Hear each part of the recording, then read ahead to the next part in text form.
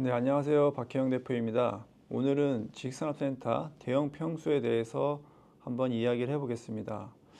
최근 들어서 대형 평수 문의가 많아지고 있고, 특히 서울 가산에서 200평 이상 물건을 많이 찾고 있습니다. 인덕원이든 광교든 이쪽 안양 지역에서도 대형 평수 문의는 있지만 물건을 구하기가 쉽지는 않습니다. 지금 제가 알기로는 대형 평수 계약이 최근 1년 사이에도 꽤 많이 현장들마다 발생했습니다. 심지어 대기업들조차도 1000평 이상 입주를 했습니다. 의왕 퀀텀 스마트시티 같은 경우는 현대 계열의 대기업이 한 개층 1000평 이상으로 들어왔고요. 광교 더퍼스트 같은 경우는 로봇 자율주행 소프트웨어 회사라든지 로봇 관련 하드웨어 회사에서 두 개층 정도를 입주를 했습니다. 천안 스타비즈에도 큰 평수로 기업체들이 들어오고 있습니다. 최근에 알고 있는 것들로만 해도 꽤 많이 대형 평수 계약이 일어나고 있는데요. 지금 대형 평수가 귀해지고 있습니다. 그 이유는 대기업들도 저렴한 지식산업센터로 이전을 하고 있고, 더 큰 문제는 이 지식산업센터가 대형 평수가 나올 수 있는 환경 자체가 지금 사라지고 있기 때문입니다.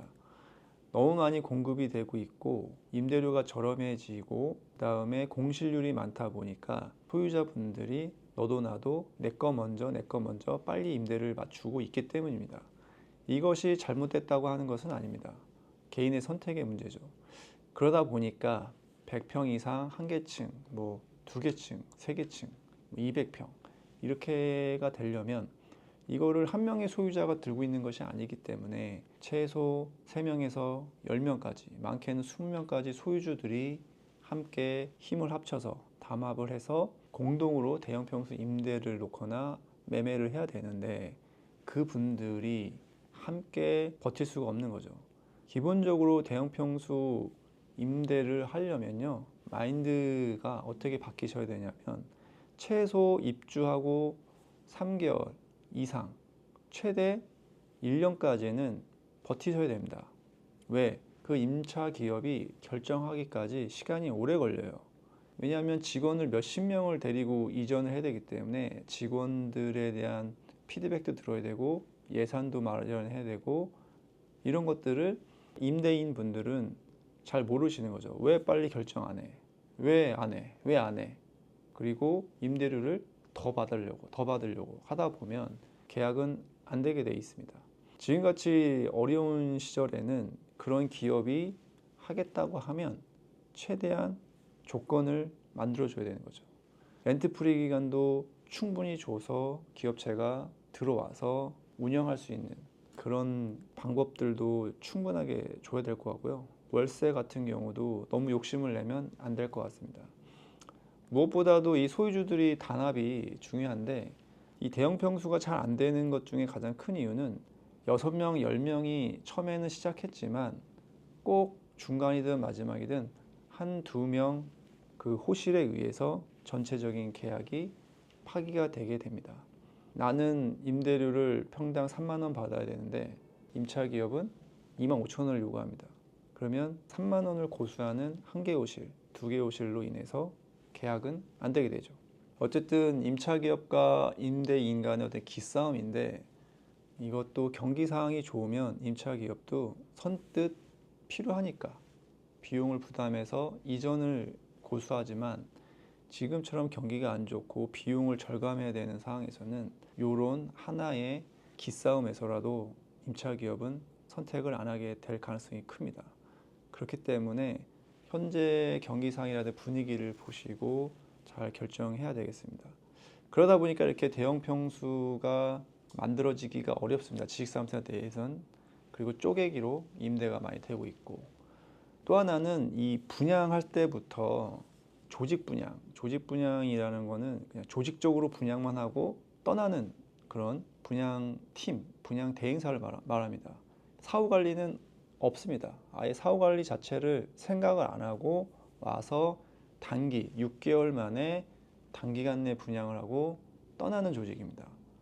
이런 조직이 나쁘다고 하는 것이 아니라 특성이 그렇다는 겁니다. 이런 방법에 충실한 거죠. 네. 그렇기 때문에 층 단위로 분양을 하거나 연달아 대형 평수를 감안해서 분양하지 않습니다. 그냥 쪼개기로 막 파는 거죠. 이런 분들을 나중에 준공이 돼서 연결할 수가 없죠. 그러다 보니까 이렇게 조직 분양이든 초치기든 이런 분양 영업 방식이 먹혔던 그런 현장에서는 대형 평수가 나오기가 어렵습니다.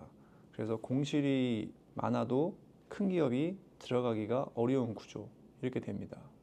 그러면 이런 거를 좀 더 해결하려면 시행사든 분양 대행사든 그런 소유주들을 잘 모아서 아니면 시행사든 분양 대행사가 직접적으로 임차 기업, 큰 기업들 위주로 홍보를 해서 그런 걸 유치해서 왜냐하면 시행사는 소유주 DB를 다 알고 있잖아요. 연락을 할 수 있잖아요. 연락을 해서 기업체가 유치가 될 건데 할 의향이 있냐 이런 식으로 중간에 어떤 그런 조율자 역할을 시행사가 해줘야 되는데 안 하죠. 네, 자기 일도 아니고 그렇게 돼서 돈이 되는 것도 아니고 뭐든지 이런 거는 다 중개 영역으로 넘기게 되는 거죠. 중개 영역에서는 심지어 그 고객들의 연락처를 다 모르기 때문에 그런 평수를 조합하기가 쉽지가 않습니다. 이런 이유로 대형 평수는 지금 점점 귀해지고 있습니다. 서울부터 점점 이 수도권적으로 넘어가면서 대형 평수는 귀해지고 있고 앞으로 더 찾기가 어려울 되겠습니다. 하지만 지금은 아산탕정이나 평택, 천안 이 지역은 이제 막 공급이 됐고 예전부터 공급이 많이 되어 왔기 때문에 대형 평수는 많이 있습니다. 그래서 천안이나 평택 이런 지역에 대형 평수가 필요하신 분들은 지금 적극적으로 찾아 나서시면 충분히 구하실 수가 있습니다. 그래서 지금 지식산업센터를 조금이라도 살리고 공실률을 줄이고 그 현장의 가치를 높이기 위해서는 지식산업센터에 어떤 대기업 연구소라든지 중견 기업이라든지 핫한 기업들의 임차 유치가 조금 유리합니다. 그렇기 때문에 시행사, 분양 대행사, 중개사, 소유주분들 다 힘을 합쳐서 그런 기업들을 유치할 수 있도록 하면 좋죠. 또 무엇보다 지자체에서도 지식산업센터는 세금을 영원히 갖다 주는 보물창고 아닙니까? 그런 곳에 좋은 기업을 유치할 수 있도록 지자체에서도 그 지식산업센터를 홍보해야 됩니다.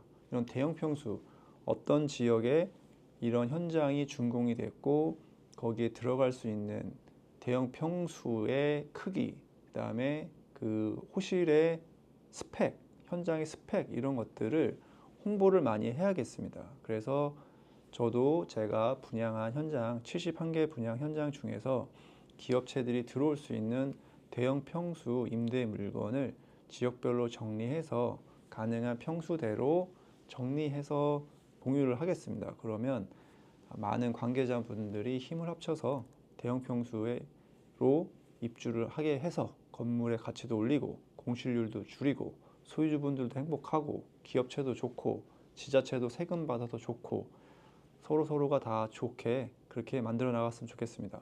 감사합니다.